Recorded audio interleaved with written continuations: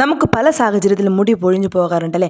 ഇപ്പോൾ hormonal changes ആയിക്കോട്ടെ, ഇല്ലായെങ്കിൽ നമ്മുടെ ശരീരത്തെ ബാധിക്കുന്ന എന്തെങ്കിലും രോഗങ്ങളായിരിക്കും, അല്ല എങ്കിൽ എന്തെങ്കിലും രോഗം ബാധിച്ചു കഴിഞ്ഞിട്ട് ഒരു മാസം കഴിയുമ്പോൾ ആ രോഗത്തിൻ്റെ ഒരു എഫക്റ്റിൽ മുടി പൊഴിഞ്ഞു പോകാം. നമ്മുടെ മുടിയെ ബാധിക്കുന്ന ചിലയിനം രോഗങ്ങൾ ഇപ്പോൾ തലയോട്ടിൽ വരുന്ന സ്കാൽപ്പ് ഡെർമറ്റൈറ്റിസ് ഉണ്ട്, സെബോറിക് ഡെർമറ്റൈറ്റിസ് ഉണ്ട്, താരൻ പോലുള്ള കണ്ടീഷനുണ്ട്.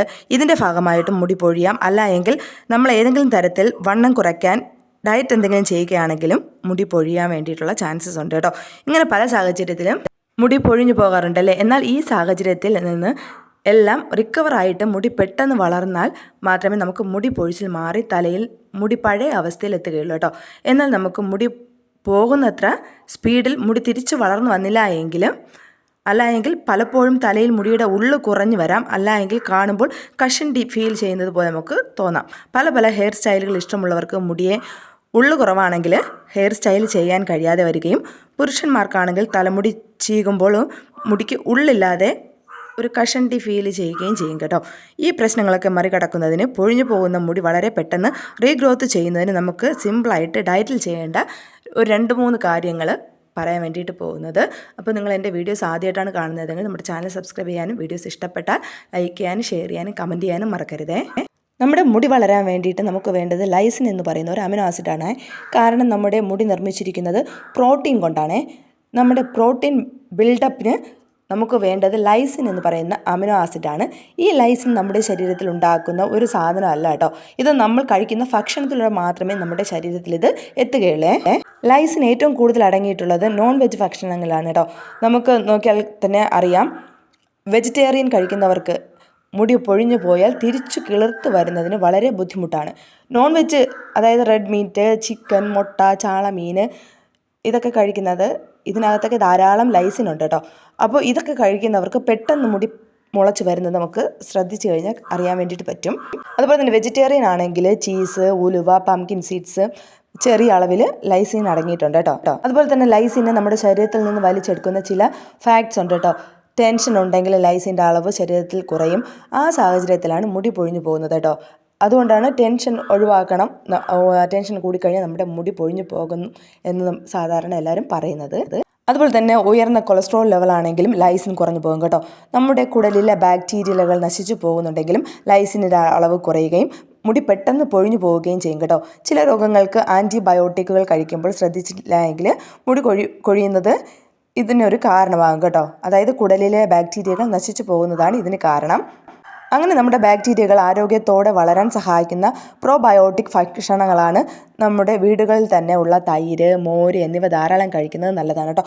ഈ പ്രോബയോട്ടിക്കുകൾ കൂടുന്നതിനനുസരിച്ച് നമ്മുടെ ബാക്ടീരിയകളുടെ നല്ല രീതിയിൽ വളരുകയും നമ്മുടെ മുടി കൊഴിച്ചിൽ തടയാനും സഹായിക്കും. അതായത് ലൈസിൻ്റെ അളവ് കൂട്ടിയിട്ട് നമ്മുടെ മുടിയുടെ ഗ്രോത്തിനെ അത് പ്രൊമോട്ട് ചെയ്യുകയും ചെയ്യും. അതുപോലെ തന്നെ അച്ചാറുകൾ വീട്ടിൽ തന്നെ ഉണ്ടാക്കി കഴിക്കുന്നുണ്ടെങ്കിൽ ഈ പ്രോബയോട്ടിക് എഫക്റ്റ് നമ്മുടെ കുടലിന് കിട്ടാൻ വേണ്ടിയിട്ട് സഹായിക്കും കേട്ടോ. അതുപോലെ തന്നെ അയൺ, നമ്മുടെ ശരീരത്തിൽ ആവശ്യത്തിന് അയൺ ഉണ്ടെങ്കിൽ നമ്മുടെ ഹീമോഗ്ലോബിൻ നന്നായി ഉയരുകയും ചെയ്യും കേട്ടോ. ഹീമോഗ്ലോബിൻ ഉണ്ടെങ്കിൽ മാത്രം നമ്മുടെ തലയോട്ടിയിലെ കോശങ്ങൾക്ക് ആവശ്യത്തിന് ഓക്സിജൻ കിട്ടുകയുള്ളൂ കേട്ടോ.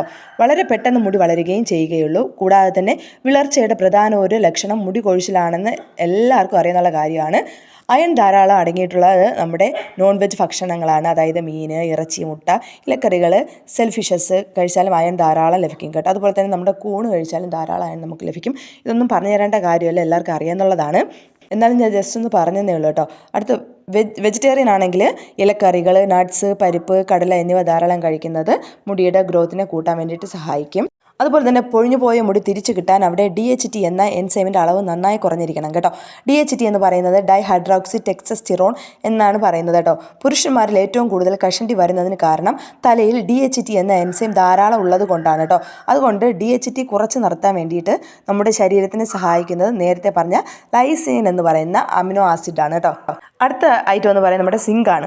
സിങ്ക് അടങ്ങിയ ഭക്ഷണങ്ങൾ ധാരാളം കഴിച്ചാൽ മുടി പെട്ടെന്ന് റീഗ്രോത്ത് ചെയ്യുവാൻ സഹായിക്കുകയും ഇവ DHT കുറയ്ക്കാൻ സഹായിക്കുകയും സിങ്ക് ധാരാളം അടങ്ങിയിട്ടുള്ളത് നമ്മുടെ റെഡ് മീറ്റ്, കടൽ മത്സ്യം, ഫിഷസ്, നട്ട്സ്, സീഡ്സിലും ധാരാളം സിങ്ക് അടങ്ങിയിട്ടുണ്ട് കേട്ടോ. അപ്പോൾ ഇതൊക്കെ ധാരാളം കഴിക്കുന്നത് നമ്മുടെ മുടിയുടെ ഹെൽത്തിനെ പ്രൊമോട്ട് ചെയ്യാൻ വേണ്ടിയിട്ട് ഹെൽപ്പ് ചെയ്യും. അതുപോലെ തന്നെ ഏറ്റവും പ്രധാനപ്പെട്ടത് ടെൻഷൻ കുറയ്ക്കുക എന്നതാണ് കേട്ടോ. ടെൻഷൻ കുറയ്ക്കുക എന്ന് പറയുമ്പോൾ DHT കൂടാൻ കാരണമാകും. DHT ധാരാളം ഉണ്ടെങ്കിൽ കഷണ്ടി വരാനുള്ള ടെൻഡൻസിയും വളരെ കൂടുതലായിരിക്കും കേട്ടോ. അതുപോലെ തന്നെ വെയിറ്റൊക്കെ കുറയ്ക്കാൻ വേണ്ടിയിട്ട് നമ്മൾ ഡയറ്റൊക്കെ നോക്കുന്ന ആൾക്കാരാണെങ്കിൽ പ്രത്യേകം ശ്രദ്ധിക്കേണ്ട കാര്യം എന്ന് പറയുന്നത് മുടിക്ക് വേണ്ടി തന്നെ കുറച്ച് എക്സ്ട്രാ കാര്യങ്ങൾ കൂടി നമ്മൾ ഫുഡിൽ ഉൾപ്പെടുത്താൻ വേണ്ടിയിട്ട് ശ്രദ്ധിക്കണം കേട്ടോ. അതായത് വളരെ റെയർ ആയിട്ടുള്ള മൈക്രോ ന്യൂട്രിയൻസ് ഉണ്ട്. അത് നമുക്ക് വളരെ വലിയ അളവിലൊന്നും വേണ്ട, ട്രേസ് എമൗണ്ടിൽ തന്നെ മതിയാവും. സിങ്ക്, സെലീനിയം, പൊട്ടാസ്യം ഇങ്ങനെയുള്ള കുറേ കാര്യങ്ങൾ നമുക്ക് വേണം. അതിൻ്റെ കൂടെ കൂടുതലായിട്ട് വേണ്ടത് പ്രോട്ടീനാണ് കേട്ടോ. അതാണ് ചിലർ വെയിറ്റ് കുറയ്ക്കാൻ ഡയറ്റ് നോക്കുമ്പോൾ മുടി കൊഴിഞ്ഞു പോകുന്നതേ. അതുപോലെ തന്നെ ഭക്ഷണം കഴിക്കുന്നതിനോടൊപ്പം തന്നെ നമ്മുടെ മുടിയിൽ നമ്മൾ കുറച്ച് കാര്യങ്ങളൊക്കെ ചെയ്തു കഴിഞ്ഞാലും ചെയ്യാതിരുന്നാലും അത് നമ്മുടെ മുടിയുടെ ആരോഗ്യത്തിനെ എഫക്റ്റ് ചെയ്യും കേട്ടോ. അടുത്ത നമ്മൾ ചെയ്യുന്ന ഒരു കാര്യം എന്ന് പറയുന്നത് മുടി ചീകാതിരിക്കുന്നത് കേട്ടോ.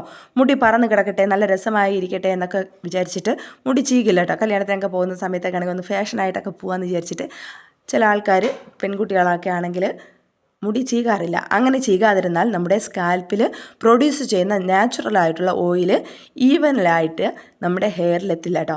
അങ്ങനെ എത്താതിരുന്നാലും നമ്മുടെ ഹെയറിൻ്റെ ഇഴകൾക്ക് ഡാമേജ് വരുന്നതും അതുപോലെ തന്നെ മുടിയുടെ ആരോഗ്യം നഷ്ടപ്പെട്ട് മുടി പൊട്ടിപ്പോകുന്നതിനും ഊരിപ്പോകുന്നതിനും അതുപോലെ തന്നെ സ്പ്ലിറ്റൻസ് കൂടാനും ചാൻസ് ഉണ്ട് കേട്ടോ. അതുകൊണ്ട് ദിവസവും 3 പ്രാവശ്യമെങ്കിലും നമ്മുടെ സ്കാൽപ്പ് മുതൽ മുടിയുടെ അറ്റം വരെ ചീകുന്നത് നല്ലതായിരിക്കും കേട്ടോ. ഓവറായിട്ട് ചീകുന്നത് നല്ലതല്ല. അതായത് 3, 4, 5 പ്രാവശ്യം ചീകുന്നത് മുടിയുടെ ആരോഗ്യത്തിന് നല്ലതെന്ന് വിചാരിച്ചിട്ട് എപ്പോഴും ചീകാൻ വേണ്ടിയിട്ട് നിൽക്കരുത്. അത് മുടിയുടെ ആരോഗ്യത്തിന് നല്ലതല്ല കേട്ടോ. ഒരു 3, 4 പ്രാവശ്യം മാത്രം മുടി ചീക്കുക. രാത്രി മസ്റ്റായിട്ടും കിടക്കുന്നതിന് മുമ്പായിട്ട് ചീകാൻ വേണ്ടിയിട്ട് മറക്കരുത്. അതുപോലെ തന്നെ കുളിക്കുന്നതിന് മുമ്പായിട്ടും നമ്മൾ കോമ്പ് ചെയ്യാൻ വേണ്ടിയിട്ട് മറക്കരുത്. അതുപോലെ തന്നെ എണ്ണ അപ്ലൈ ചെയ്യുകയാണെങ്കിൽ എണ്ണ അപ്ലൈ ചെയ്യുന്നതിന് മുമ്പായിട്ട് കോമ്പ് ചെയ്യുക. എണ്ണ അപ്ലൈ ചെയ്തതിന് ശേഷം കോമ്പ് ചെയ്താൽ നമ്മുടെ മുടി പെട്ടെന്ന് പൊട്ടിപ്പോകാനും ഡാമേജ് ആകാനും നമ്മുടെ ഹെയർ റൂട്ട്സൊക്കെ ഡാമേജ് ആകാൻ വേണ്ടിയിട്ടുള്ള ചാൻസസ് ഉണ്ട്. അതുകൊണ്ട് മസ്റ്റായിട്ടും ഹെയർ ഓയിൽ ചെയ്യുന്നതിന് മുമ്പ് തന്നെ നമ്മൾ ഹെയർ കോമ്പ് ചെയ്യാൻ വേണ്ടിയിട്ട് മറക്കരുത്. പിന്നെ നമ്മൾ ചെയ്യുന്ന ഒരു തെറ്റാണ് തലയിൽ താരനുണ്ടെങ്കിൽ അത് ചികിത്സിക്കാതിരിക്കുന്നത് കേട്ടോ. താരൻ വന്നു കഴിഞ്ഞാൽ നമ്മുടെ മുടിയുടെ കൊഴിച്ചിൽ കൂടാനും കാരണമാകും. അങ്ങനെ മുടിയുടെ ഉള്ളു കുറയുകയും ചെയ്യും കേട്ടോ. അതിന് നമ്മുടെ തലയിലെ താരൻ ഏതു തരത്തിലെ ആണെന്ന് മനസ്സിലാക്കണം. ഡ്രൈ ഡാൻഡ്രോഫ് ആണോ അല്ലെങ്കിൽ ഓയിലി ഡാൻഡ്രോഫ് ആണോ എന്ന് ആദ്യം മനസ്സിലാക്കണം.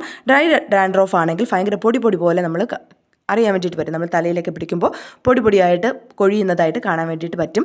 അല്ല എങ്കിൽ കട്ടയായിട്ടാണ് സ്കാൽപ്പിൽ ഒട്ടിയിരിക്കുന്നതെങ്കിൽ അത് ഓയിലി ആയിട്ടുള്ള ടാൻ ആയിരിക്കും കേട്ടോ. ഡ്രൈ ടാൻ ആണെങ്കിൽ നമ്മൾ ഹോട്ട് ഓയിൽ മസാജ് ചെയ്ത് കൊടുക്കുന്നതായിരിക്കും നല്ലത്. എങ്കിൽ അത് മാറിക്കിട്ടും കേട്ടോ.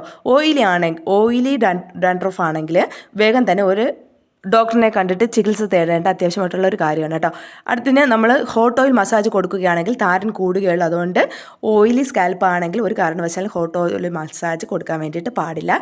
ഇത് പ്രത്യേകമായിട്ട് ശ്രദ്ധിക്കേണ്ട ഒരു കാര്യമാണ്. അതുപോലെ തന്നെ ഡാൻഡ്രോഫ് ഉള്ള വ്യക്തികളാണെങ്കിൽ ഡെയിലി മുടി കഴുകേണ്ടി വരും കേട്ടോ. എങ്കിൽ മാത്രമേ നമ്മൾ ഡാൻഡ്രോഫ് മാറി കിട്ടുകയുള്ളൂ. അപ്പോൾ നിങ്ങൾക്ക് ഈ വീഡിയോ ഇഷ്ടപ്പെട്ടെന്ന് വിചാരിക്കുന്നു. അപ്പോൾ നമുക്ക് പുതിയൊരു വീഡിയോ ആയിട്ട് കാണാം. അതുവരേക്കും ബൈ.